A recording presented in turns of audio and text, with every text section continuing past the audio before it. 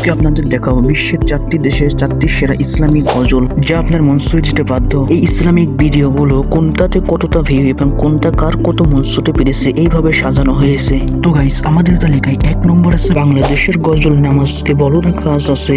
এই গজলটি 2020 সালে ইতিহাস চ্যানেলে আপলোড করা হয়, যার বর্তমানে ভিউ আছে 262 মিলিয়ন। তারপর বন্ধুরা, আমাদের তালিকায় 2 নম্বরে আছে ভারতের গজল ইয়ালি। গজলটি আপলোড করা হয় ইয়ামিন আজিন অফিসিয়াল ইউটিউব চ্যানেল থেকে 2020 সালে, যার বর্তমানে ভিউ 36 মিলিয়ন।